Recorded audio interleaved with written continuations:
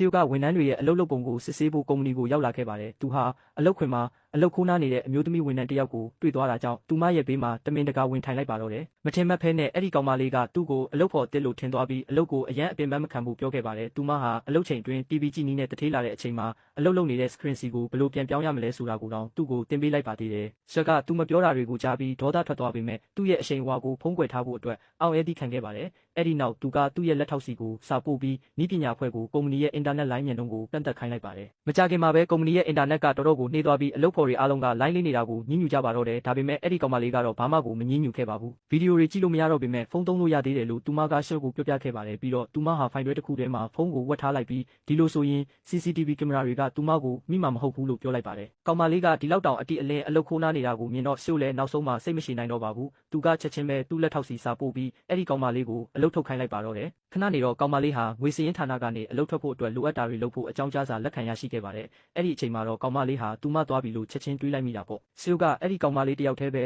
အလုပ်ခိုးနားနေတယ်လို့ထင်ခဲ့ပေမဲ့ဝန်ထမ်းအားလုံးကအတူတူပဲဆိုတာကိုသူသိလိုက်ရပါတယ်။ဆက်ကတော့အလုပ်ကိုအလေးနဲ့လုပ်နေတာပါ။အားလုံးကသူတို့ရဲ့စပွဲတွေမှာကိုပိုင်ကိစ္စတွေကိုပဲလုပ်နေကြပါတယ်။ဒါကစီယိုကိုဒေါသအကြီးအကျယ်ထွက်စေခဲ့တာပေါ့။သူကမန်နေဂျာရုံးခန်းထဲကိုအပြေးလွှားဝင်သွားပြီးဝန်ထမ်းအားလုံးကိုအလုပ်ထုတ်ဖို့အမိန့်ပေးလိုက်ပါတယ်။အလုပ်ပစ္စည်းတွေကိုတင်ပြီးကုမ္ပဏီကနေထွက်သွားတဲ့ဝန်ထမ်းတွေထဲမှာသူ့စပွဲမှာပဲကြံနေခဲ့တဲ့အဲ့ဒီကောင်မလေးကလွဲလို့ကြံတဲ့သူတွေအကုန်ပါပဲ။သူမဘာလို့အခုထိမထွက်သွားသေးတာလဲလို့စီယိုကမေးလိုက်ပါတယ်။အံ့ဩစရာကောင်းတာကကောင်မလေးဟာမန်နေဂျာကိုလက်ထိုးထားလို့သူမအလုပ်မပြုတ်တာလို့ပြန်ပြောလိုက်တာပါပဲ။သူကဘာနဲ့လက်ထိုးလိုက်တာလဲလို့ဆက်စုတဲ့လေတံနဲ့မေးလိုက်ပါတယ်။ကောင်မလေးကသူမဟာသူ့ကိုတကြားလုံးသုံးလုံးပဲပေးလိုက်တာလို့ပြန်ဖြေခဲ့ပါတယ်။ဒါကိုကြားတော့စီယိုကပိုတောင်ဒေါသထွက်သွားပါသေးတယ်။သူကမန်နေဂျာရုံးခန်းကိုပြန်သွားပြီးအဲ့ဒီကောင်မလေးကိုဘာလို့အလုပ်မထုတ်ရတာလဲလို့မေးမြန်းခဲ့ပါတယ်။ဒါပေမဲ့မန်နေဂျာကတော့အဲ့ဒီကောင်မလေးဟာကုမ္ပဏီရဲ့အရေးကြီးတဲ့စီမံကိန်းတစ်ခုမှာအဓိကအဖွဲ့ဝင်ဖြစ်တယ်လို့ရှင်းပြခဲ့ပါတယ်။သူမကိုအလုပ်ထုတ်ချင်ရင်တောင်မှအဲ့ဒီစီမံကိန်းပြီးဆုံးတဲ့အထိစောင့်ရမယ်လို့လည်းသူကထပ်ပြောခဲ့ပါတယ်။စီယိုဟာကောင်မလေးကဒီလောက်အစွမ်းထက်လိမ့်မယ်လို့လုံးဝမထင်ထားတာကြောင့်သူမကိုယာယီဆက်ထားလိုက်ပါတယ်။နေ့လယ်စာနာချိန်မှာတော့ကောင်မလေးဟာသူမရဲ့တငယ်ချင်းနဲ့အတူအပြင်ကိုထမင်းစားထွက်ခဲ့ပါတယ်။စီယိုက